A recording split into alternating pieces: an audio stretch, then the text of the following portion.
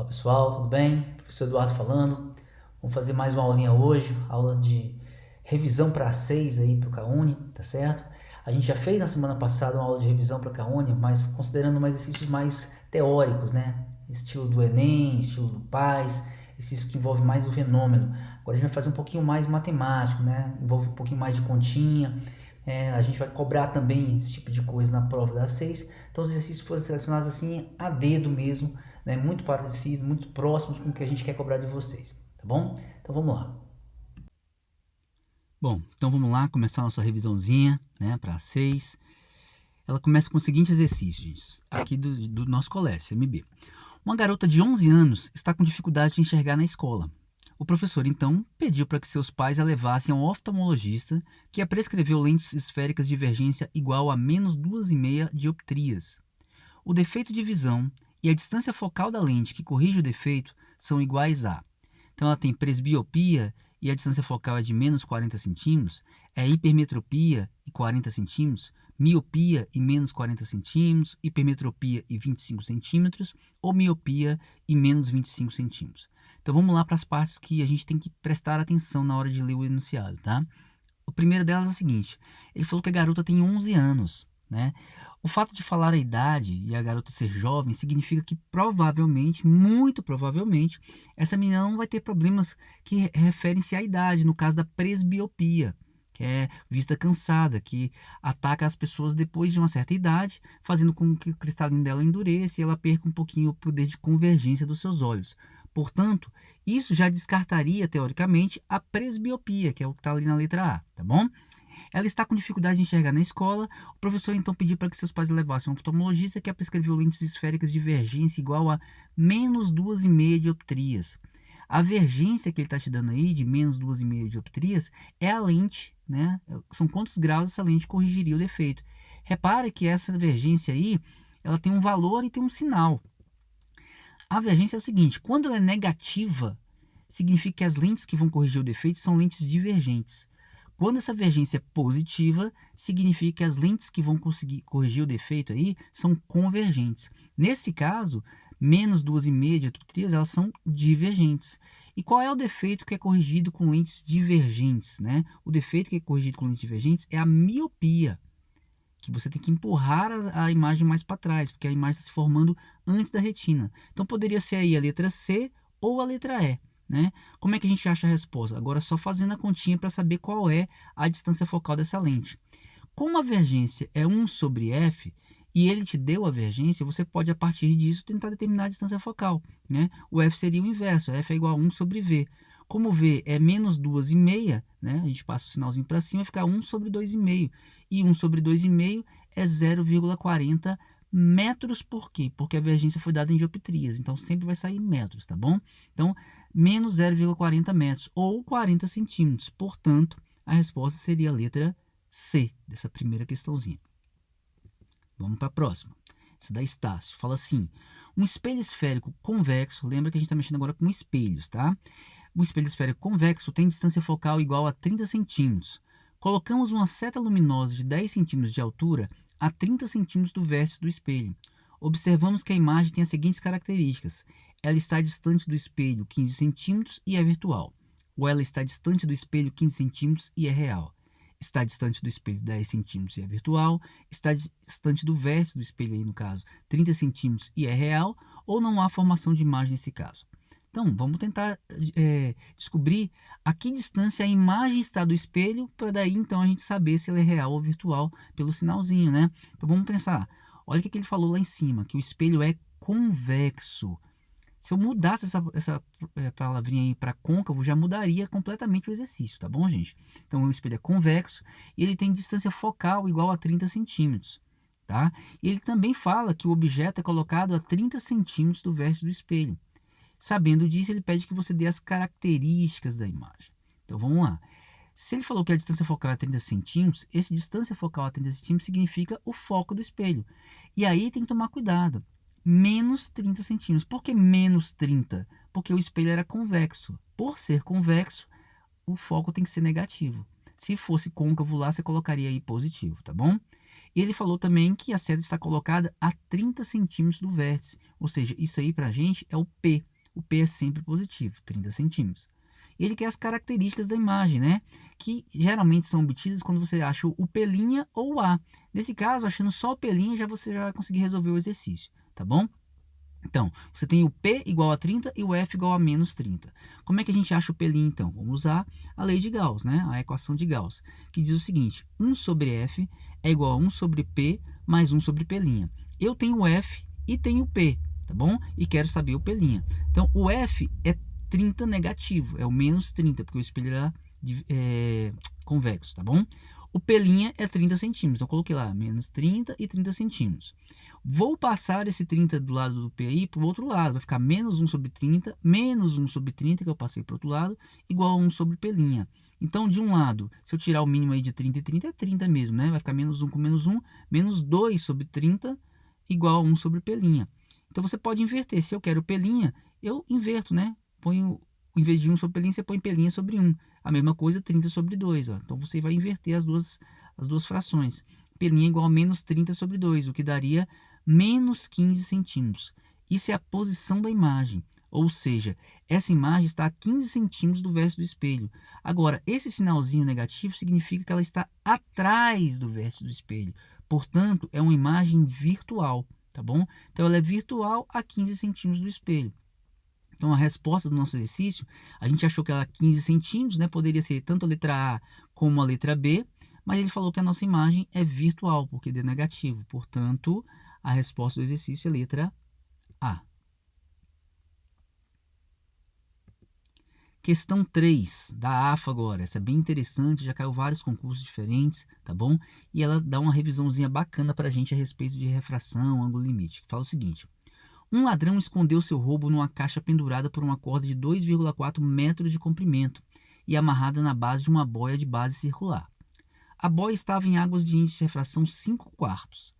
De qualquer ponto da superfície, era impossível a caixa ser vista devido à base da boia, cujo raio mínimo era de... Então, ele está perguntando qual é o raio mínimo dessa boia para que de nenhum lugar da superfície, da piscina, ou do lago, ou da onde o ladrão estiver escondido, a pessoa consiga enxergar o seu saco aí com dinheiro, por exemplo. Aqui eu vou representar assim, ó. Você tem a boia, a cordinha de 2,4 metros segurando o saquinho com dinheiro lá dentro, a sacolinha de dinheiro, tá certo?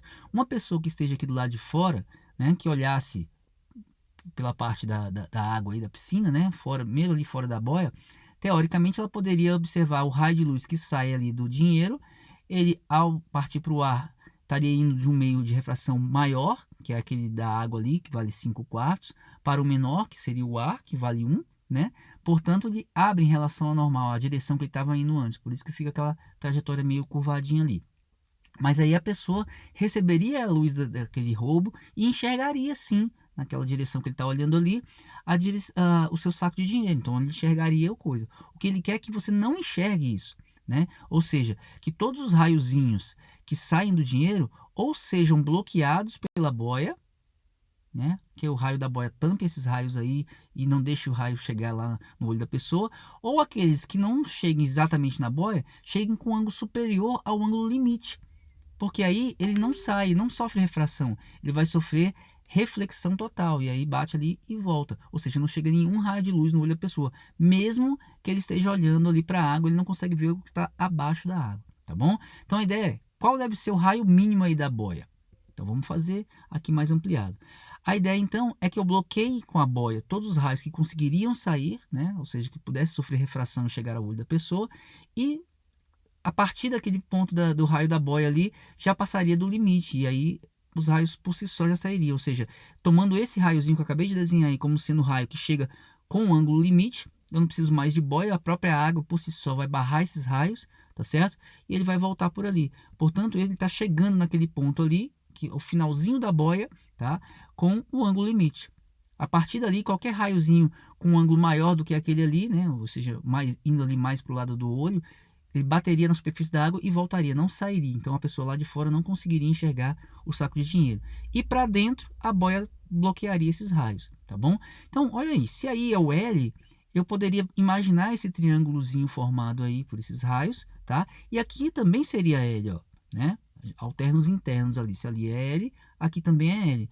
e lá em cima a gente teria o raio da nossa boia. Repare que você formou um triângulozinho, cujo cateto oposto ao ângulo L lá seria o R, e o ângulo L, o ângulo limite ali, seria o ângulo de abertura desse coisa. E mais, o tamanho da corda seria o outro cateto que está faltando, os 2,4 metros. Portanto, a gente teria esse triângulozinho aqui, ó, R, 2 e 4, com o ângulo L lá embaixo, tá bom? E a ideia aqui é o quê? Descobrir quem é o R, qual é o raio dessa boia aí nessas condições, ou seja, o raio mínimo para que a pessoa de qualquer ponto lá fora não consiga enxergar o saco de dinheiro aqui. Então, se você agora olhar aí o R é o cateto oposto ao ângulo L. E o 2,4 é o cateto adjacente. Então, cateto oposto e cateto adjacente lembra a expressão para tangente. Então, a gente pode usar tangente de L igual a cateto oposto, que é o R, dividido pelo cateto adjacente, que é 2,4. Como eu quero o R, eu passo 2,4 para o outro lado. Ficaria que o R é 2,4 tangente de L. Repara, para terminar o exercício, achar o R, eu só preciso saber qual é o valor do L, qual é o valor do ângulo limite aí. Que aí eu coloco ali e resolvido o problema, eu consigo achar qual é a resposta do exercício, tá bom? Mas o que é o L? O L é o ângulo limite, né? O ângulo limite, ou seja, o ângulo máximo possível pelo qual o raio ainda consegue sair. Passou disso, ele fica preso dentro da superfície da água. Então, olha só, a expressão para o ângulo limite é que o seno do ângulo limite é igual ao n menor dividido pelo n maior, ou seja, o índice de refração menor dividido pelo índice de refração maior entre os dois meios que você está pegando aí. Lembrando que isso só existe quando o raio vai do índice de maior refração para um de menor refração. Como no nosso caso aqui, a luz está saindo do dinheiro lá dentro da água e vai para o ar, ou seja, dos 5/4 para 1, tá bom? Então, quando você troca aí o menor por 1 e o maior por 5/4, você vai ficar 1 sobre 5/4, que é 4/5. Achou que o seno do ângulo limite é 4/5. E aí tem um probleminha sério para a gente, né? Se esse seno de L tivesse dado meio, você saberia que o L é 30 graus, porque o seno de 30 é meio, né? Se caísse num número ali confortável para a gente, que a gente soubesse o valor do L, estava ótimo. Mas eu não sei, e vocês possivelmente também não sabem, qual é o L cujo seno dele dá 4/5. E aí ficaria difícil para a gente, né? Como é que a gente vai fazer então o exercício? O detalhe é que eu não preciso realmente do L, eu preciso da tangente do L. E tangente pode ser escrito como seno sobre cosseno. Repara, a gente já tem o seno. Então, se eu tivesse o valor do cosseno de L, mesmo sem ter o L, eu conseguiria achar o valor da tangente. E é isso que a gente vai fazer, né? Como? Você vem aqui e partindo da expressão que a gente já achou, né, dizendo que o seno de L é 4/5, eu poderia achar o cosseno de L. Como?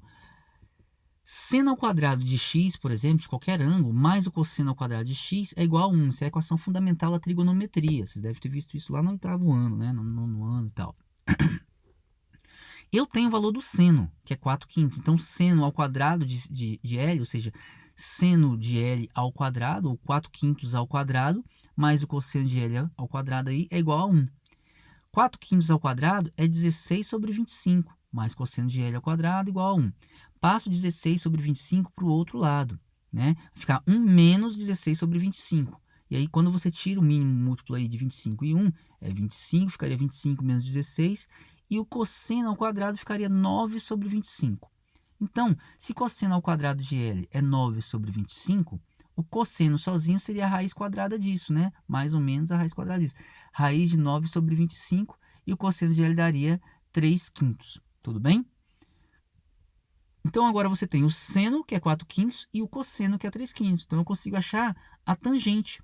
Tangente é seno sobre cosseno, ou seja, ficaria 4/5 sobre 3/5, o que daria que a tangente é 4/3, tá bom? Para que você fez isso tudo? Porque lembra que a nossa resposta lá atrás de achar o R dependia só dessa tangente? Então, era assim, ó, R tinha dado 2,4 vezes a tangente de L. Agora você tem a tangente de L, mesmo sem saber exatamente quem é o L. Tá bom? Então, ficaria 2,4 vezes o 4/3.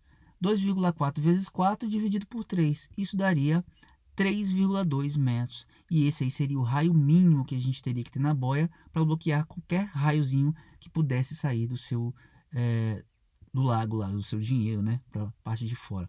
Portanto, a resposta do nosso exercício é que de qualquer ponto da superfície era impossível a caixa ser vista devido à base da boia, cujo raio mínimo era de 3,2 metros, resposta letra A. Esse exercício é bem interessante, eu já vi esse exercício em vários né, em vários tipos de prova, de uma maneira ou outra parecidos com ele aqui, tá bom? Item 4 da SPSEX agora, recente, se não me engano 2016. Fala assim, o raio de luz monocromática propagando-se no ar incide no ponto O na superfície de um espelho plano e horizontal, formando um ângulo de 30 graus com a sua superfície. Então o raiozinho está chegando no espelho lá com 30 graus. Após ser refletido no ponto O desse espelho, o raio incide na superfície plana e horizontal de um líquido e sofre refração. O raio vai lá para o líquido e sofre refração ao penetrar no líquido.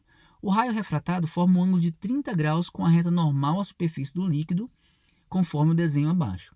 Sabendo que o índice de refração do ar é 1, o índice de refração do líquido vai ser quanto? Qual é o índice de refração do líquido para ter esse desenho que você está vendo aí? Seria raiz de 3 sobre 3, raiz de 3 sobre 2, raiz de 3 ou 2 raiz de 3 sobre 3. Né? Como é que a gente faz isso? Então vamos lá. Vamos ampliar um pouquinho esse desenho aqui para a gente ver ele de maneira melhorzinha. O que acontece aí é que o raio de luz está chegando, né, pelo espelho ali com 30 graus em relação ao espelho. Lembrando, ângulo de incidência, gente, a gente mede sempre em relação ao normal, aquela linhazinha pontilhada ali. Então, se ali é 30, né, e a gente tem 90 graus ali da normal em relação ao espelho, seria 60 ali entre o raio de luz e a normal, a linhazinha pontilhada. Mas, como é um espelho, o ângulo de chegada é igual ao ângulo de saída, ou o ângulo de incidência é igual ao ângulo de reflexão. Então, se ele chega com 60, ele sai com 60. Ou seja, se o ângulo entre o raio e o espelho era 30, na volta também vai ser 30 lá em cima, tá bom? E aí depois ele vai ser refratado aqui embaixo. Então, portanto, se ali em cima é 30, aqui também é 30, ó. Ok? Mas se aqui é 30, opostos ali, né? A gente pode usar alternos internos entre as duas paralelas, as duas normais que a gente está vendo ali, aqui também seria 30, ó, do outro lado, tá certo? 30 e 30. Mas se ali é 30 e ali tem que ter 90 graus entre a normal e a superfície do líquido, aqui só pode ser 60 graus, tá? Então, agora a gente tem a noção do que estava acontecendo ali na hora da refração. O raio de luz chegava com 60 graus, com ângulo de incidência de 60 graus, vamos deixar só ele ali para a gente ficar mais claro, né? Atravessa para o líquido fazendo um ângulo de 30 graus de refração, né? Qual é, então, o índice de refração do líquido? Como é que a gente faz isso? Só usar a lei de Snell, tá bom? Se você aplicar aí a lei de Snell, ficaria que N1 seno de I, que é o ângulo de incidência, é igual a N2 seno de R. Lembrando que o I e o R, que é o ângulo de incidência e o ângulo de refração, são medidos em relação a normal, sempre, tá bom? Então, aí ficaria assim, N1, que é o índice de refração do meio pelo qual o raio chegou, que é o ar, e ele falou que era 1, tá? O I, que é o ângulo de incidência, 60 graus. Já na parte de baixo, N2 é o índice de refração do líquido, que é o que a gente quer saber, tá? E o seno de R, o R é o ângulo de refração na parte lá do líquido, que daria 30 graus. Então, ficaria 1 vezes seno de 60 igual a N2 vezes o seno de 30. Só que o seno de 60 e o seno de 30, você sabe, né? Nesse caso, lá na prova da SPSEX, ele ainda te ajudou mais, ele deu esses valores. Eu não coloquei no enunciado não, mas ele deu os valores. Seno de 60 é raiz de 3 sobre 2, e seno de 30 é meio. Então, ficaria ali, ó, 1 vezes raiz de 3 sobre 2, raiz de 3 sobre 2, igual a N2 vezes meio, que é o seno de 30, tá bom? A gente pode chegar aqui e cortar os dois, ó, que está no denominador dos dois lados. E aí eu tenho que o N2, o índice de refração do líquido, é igual a raiz de 3. E aí acabou o exercício, né? A gente volta lá só para marcar. O índice de refração do líquido seria raiz de 3, portanto, letra C. Ok? Exercíciozinho tranquilo, né? Facinho, mas a gente tem que usar um pouquinho de geometria e lembrar o que é ângulo de incidência e ângulo de refração, tá bom? Vamos lá para o próximo. 5, esse exercício do ITA. Fala assim, um jovem estudante, para fazer a barba mais eficiente, resolve comprar um espelho esférico que aumente 2 vezes a imagem do seu rosto, quando ele se coloca a 50 centímetros dele. Que tipo de espelho ele deve usar e qual o raio de curvatura? Ou seja, é um espelho côncavo ou convexo ou diferente, né? E qual o raio de curvatura desse espelho para que ele, a 50 centímetros do espelho, tenha o seu rosto aumentado em 2 vezes? Então, vamos pensar nas coisas que ele falou. Ele falou de aumentar em 2 vezes a imagem do seu rosto, né?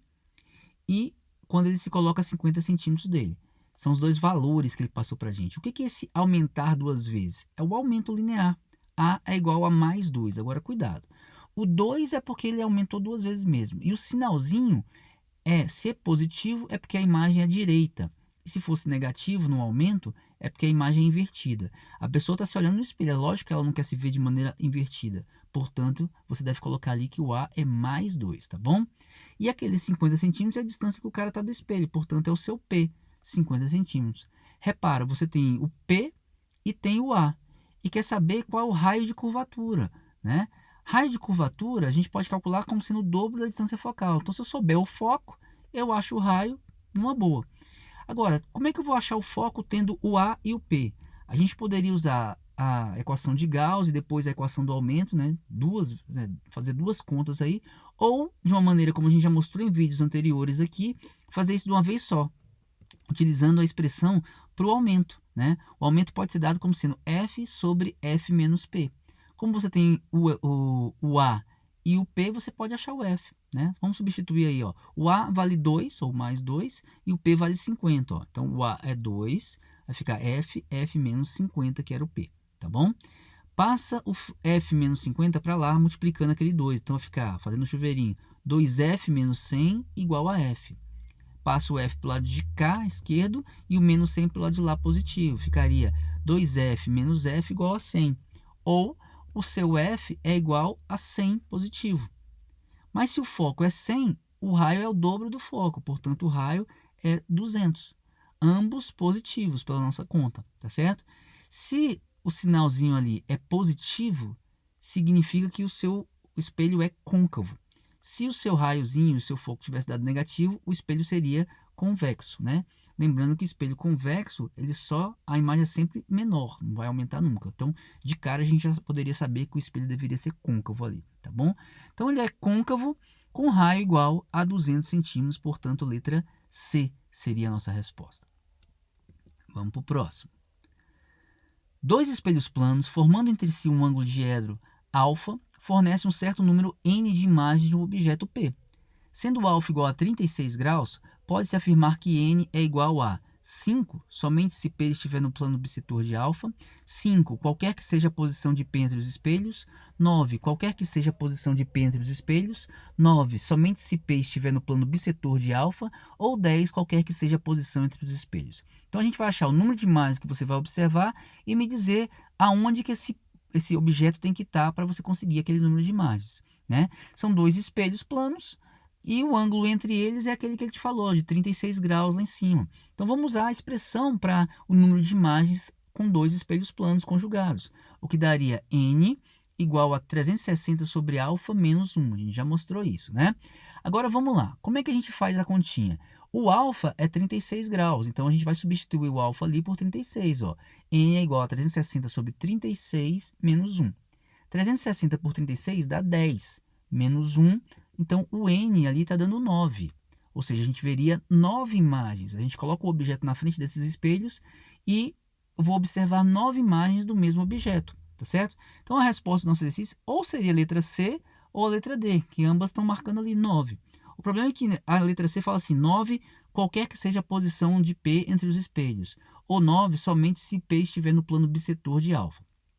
Isso é o seguinte, nem sempre o número de imagens que a fórmula te dá vai ser aquela que você vai observar, porque depende da posição que o objeto está dos espelhos. E isso você vai olhar como?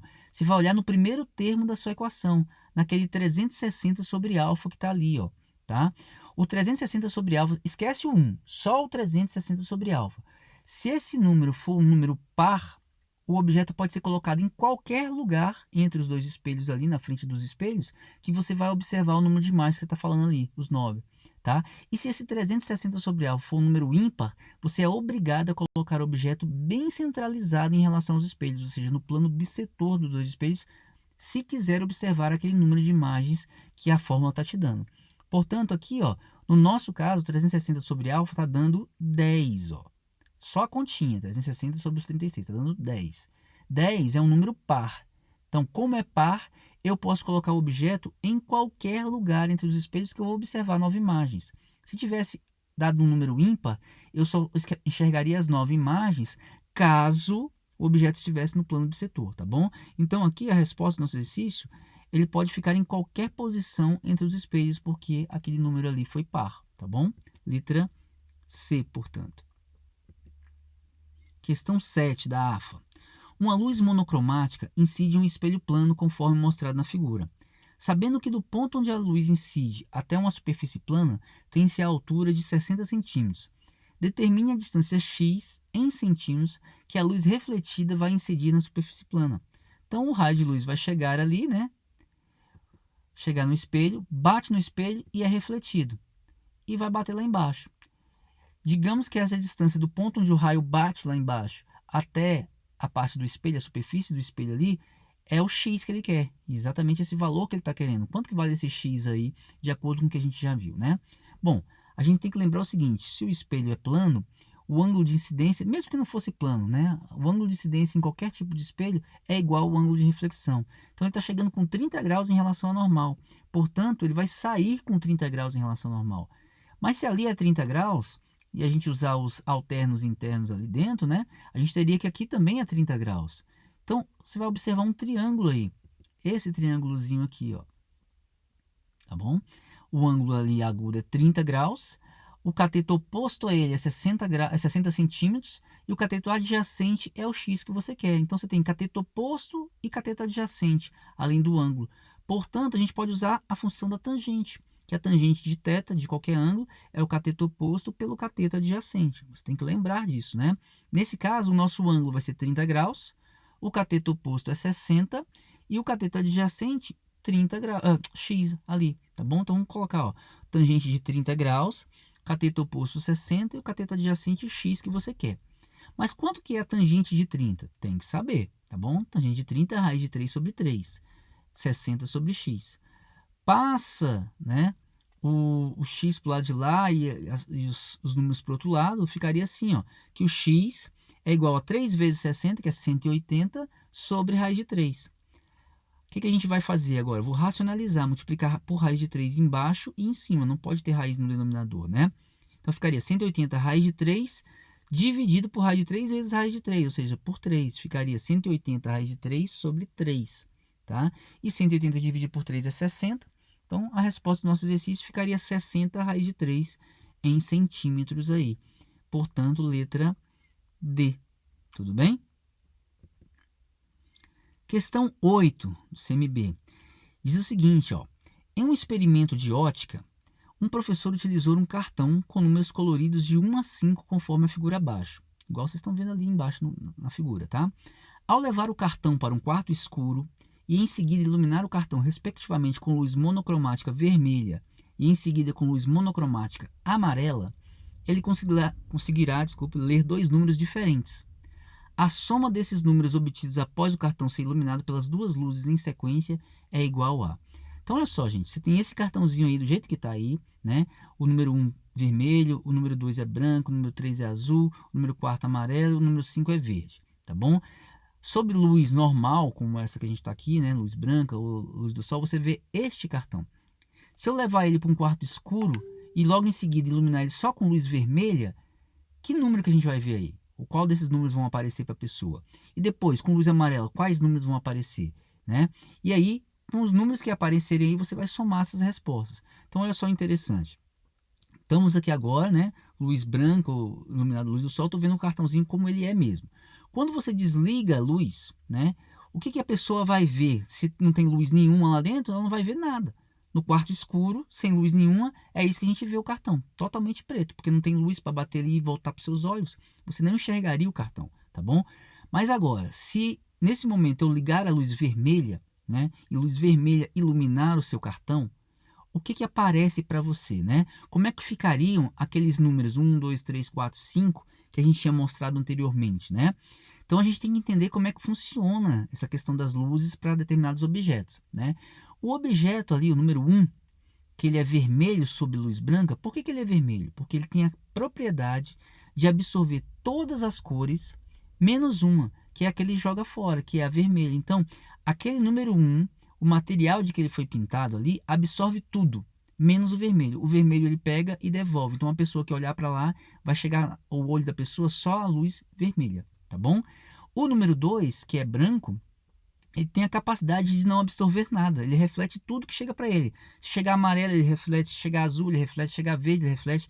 Como está chegando luz branca, né, no início do exercício, né, toda a luz branca vai bater no número 2 e vai voltar. Então vai sair tudo isso para o olho da pessoa. Como vai chegar todas as cores juntas no olho da pessoa, a pessoa vai observar aquele número 2 como luz branca, tá bom?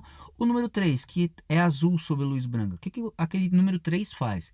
Ele absorve todas as cores, né, menos uma, que é a que ele não consegue absorver, que ele reflete, que é a cor azul. Então, uma pessoa com um cartãozinho no sol, né, veria a luz azul porque o número 3 está absorvendo todas as outras cores, tá? Menos a azul, que é o que chega no seu olho, por isso que você vê ele azul. Assim como o número 4 reflete somente o amarelo e o número 5 reflete somente o verde, né? Guardando para eles todas as cores, todas as outras cores eles absorvem. Então, nesse caso aqui agora que a gente está vendo na figura, eu estou iluminando com luz vermelha.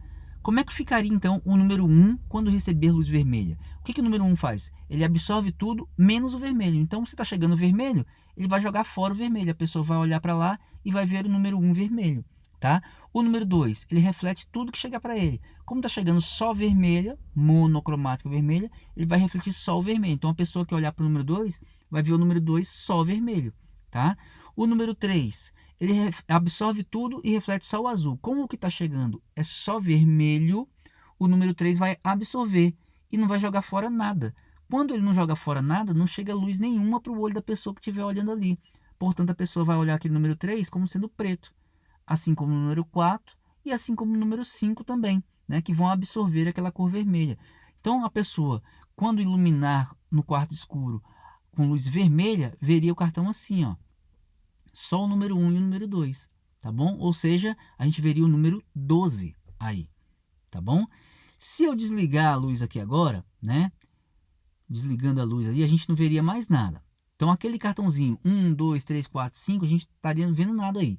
E agora, iluminar ele com luz amarela, como é que esses números vão aparecer para a gente? Tá certo? O número 1 a gente já viu, ele absorve tudo menos o vermelho. Como está chegando amarelo, ele vai absorver. Então, não vai ter luz nenhuma para jogar fora. Então, ele vai ficar preto para a pessoa que olhar para ele. O número 2 reflete tudo. Está chegando amarelo, vai refletir o amarelo. Então, a pessoa vai ver o número 2 na cor amarela. O número 3 vai absorver o amarelo e não vai jogar fora nada. Então, vai ficar preto. O número 4, ele absorve tudo menos o amarelo. Como está chegando amarelo, ele vai pegar o amarelo e refletir. Então, a pessoa vai olhar para o número 4 e vai ver o número 4 amarelo. E o número 5 vai absorver o amarelo e não vai jogar nada fora. Portanto, vai ficar preto. Então, a pessoa sob luz amarela veria esse cartão aí, ó. Só o 2, que era branco, fica amarelo. E o amarelo continua amarelo. Ficaria vendo o número 24. Então, como é que seria a nossa resposta nesse exercício, né? Quando você iluminou com luz vermelha, você viu o número 12. Quando você iluminou com luz amarela, você viu o número 24. E o que ele quer? Ele quer a soma dos números obtidos após o cartão ser iluminado pelas duas luzes em sequência. Portanto, 12 mais 24, a gente veria o número 36. Portanto, a resposta do exercício é a letra C, ok? E a gente termina a nossa revisãozinha por aqui.